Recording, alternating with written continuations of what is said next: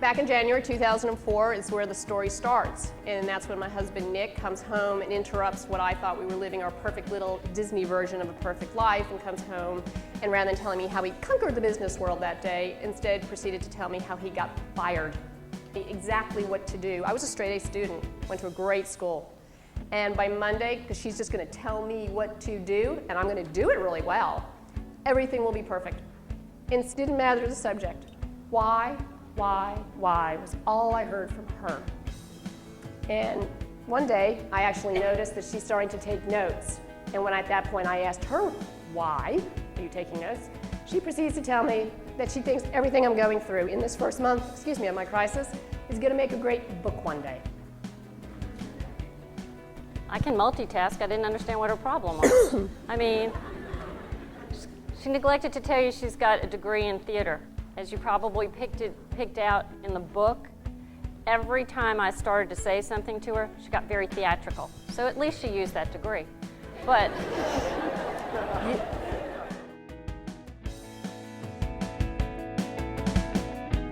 we made interesting characters. Warm fuzzy, stays at home, bakes cookies, and then there's me. You already know my story. We've got her husband, extremely British, very proper. You could talk to him for an hour, you would laugh hysterically, you'd walk out of the room, have not a clue what you just talked about. But he said it with a wonderful British accent.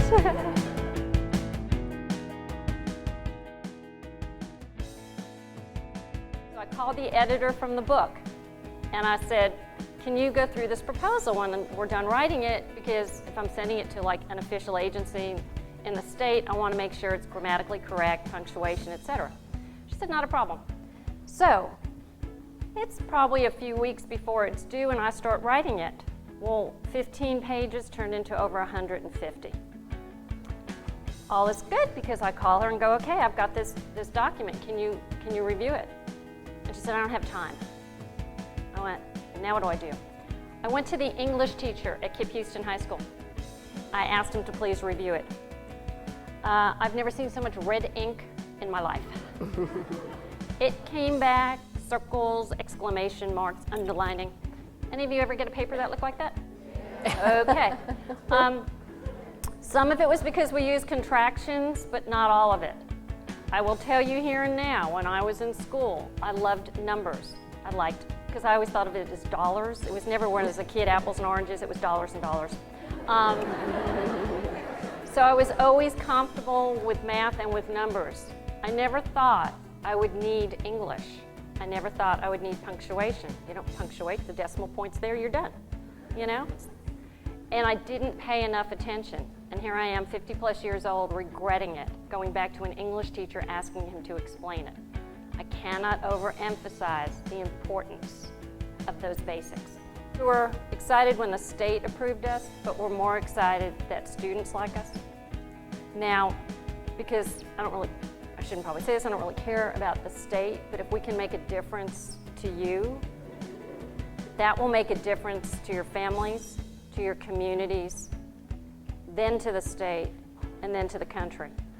So I'm going to worry about where it starts, not where it ends up. At the very end of KIPP, I told him that, finally said, I went to Wake Forest University.